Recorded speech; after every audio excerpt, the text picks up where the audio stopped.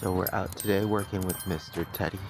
We're going to start off with some of the very basics of how to get his attention while out in public. And teaching him almost a twitch response to both his name and teaching him what to do during the leash pressure. The name is pretty straightforward. There's a couple ways that we can start making it easier for him to respond to his name, and that was with what we did this weekend, was just practicing calling his name when it was his turn to eat, or calling his name when you're inviting him to play. Just building a really positive association those few times. So.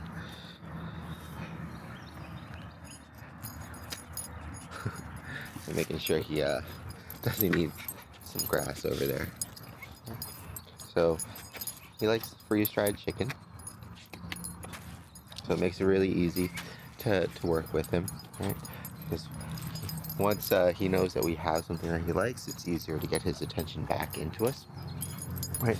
So now all we have to do is kind of work backwards from here, right? Waiting for him to get distracted or to get too far, and then trigger something to remind him that we have something that he likes, right? So especially when we're out, I want to try to space this out so that way I'm not just constantly calling him back, because then he might just get fatigued from the recall training and want to ignore instead of and explore and follow his nose, as opposed to just come back for the treat. Good boy. Another thing that we're practicing with Teddy too is just rewarding him for when he comes back on his own accord, just like that, right? Letting him go and explore, and then when he checks back in, he gets a reward. Also adding in a little bit of the sitting response, especially because he's an excitable puppy. A lot of times there's going to be those jumping, and I saw a little bit of counter surfing behaviors, but it's mostly just because he's trying to get a better view of things. Not that there's actually anything up there, so maybe there was before, or he's just exploring. And so teaching him down and sit, getting him really used to doing those things, especially when approaching people or coming into their space, getting him into that really good habit for a treat or reward. Good boy, very good.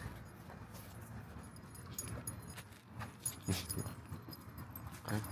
So that's all we're doing, and I'm just walking around, especially outside when you have all these really good distractions and natural toys for him to get into. It allows us to have some more distractions to practice and work through. So here we're going to use his name to get him to drop something, in this case pine cone, and come to us. Teddy, come. Very good. Thank you. This way. And before he just ping pongs back to the same pine cone, we have others coming up here too anyways. We want to add in, good boy, Teddy. Good job. Come. Good. We want to add in a little bit of that recall, so that way as soon as he's done leaving the item and paying attention to us for a reward and coming to us, he doesn't just go automatically right back to the other item. And we can work on extending the leave it and things like that, but for now, especially with puppies, we're gonna get plenty of dropping it practice while we're out. Good boy, good job. And so what I'll do also, there we go, good, after he calms down, is I'll reward him again for when he distributes, or just for when he displays the proper behavior, in which case just dropping something that was in his mouth.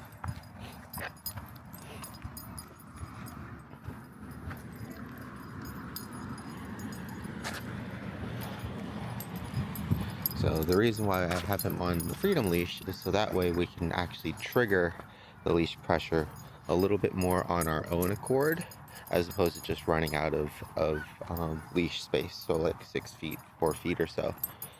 This way, wait for him to get a little bit out front, and I'll either step back or pause it at the same time, and then once he recognizes that initial pressure and redirects his focus back into us, I'll either recall or see if he comes back on his own for a treat. So really want him to associate that leash pressure with checking back in and coming to us.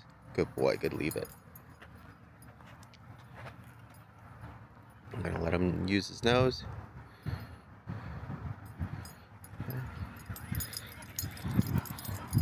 Good boy.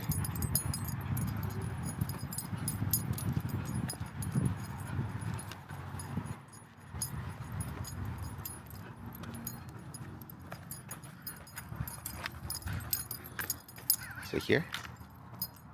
Yes, good boy. Good job. Good boy. Hey, good job. Good job.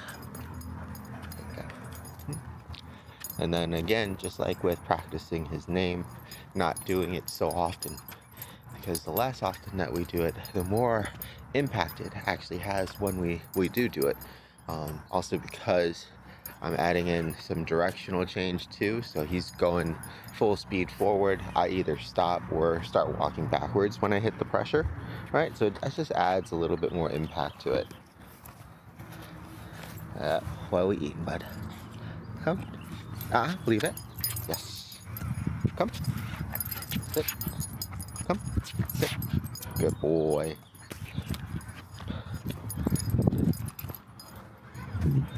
Getting him to do a few things for a treat as opposed to just one every now and then is a really good habit to get into.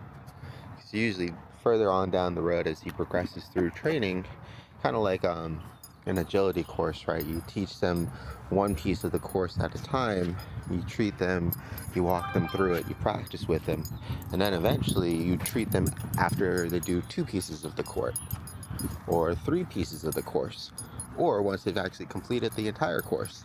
So that's what we're just kind of mimicking and building up to. So we have his focus because he's interested in the treat, so we might as well see what we can kind of get him practice with while we have that focus. Okay, so once again, it's going to be up front. I'm going to leash pressure. Yes, good boy. Very good. Good job. I'll do a couple more examples of just his name, and then I'll go ahead and pause the video so that way it's not too long. We're just going to go around the neighborhood practicing this. Probably today and maybe tomorrow as well. He is already progressing pretty well, so we might throw in a new exercise tomorrow. It just depends, especially when it comes to the basics. We want to get as much practice in and build a really strong foundation as much as possible, because it just makes the rest of the training a lot easier. Teddy. Yes, good boy. Very good.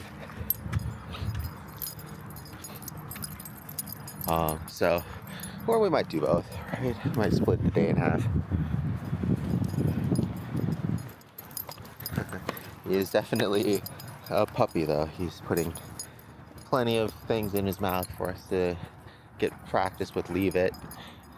He walks slightly faster than I do.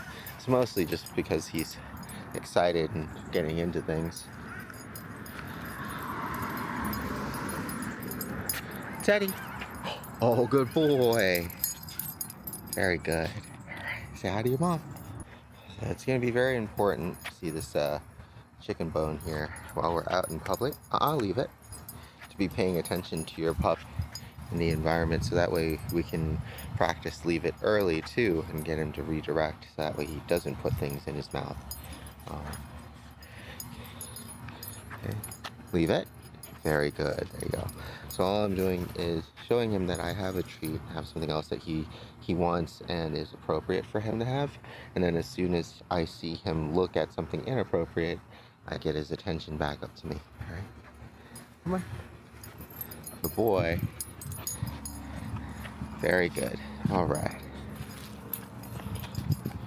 It's good to prevent choking hazards in the first place, and then especially with higher value things like those bones and things like that on the street, it will be harder for him to want to drop it once it's out of his mouth. So it's going to be really especially important for us to help him out in being successful in the first place of not getting it into his mouth. Good boy. Yeah, good job.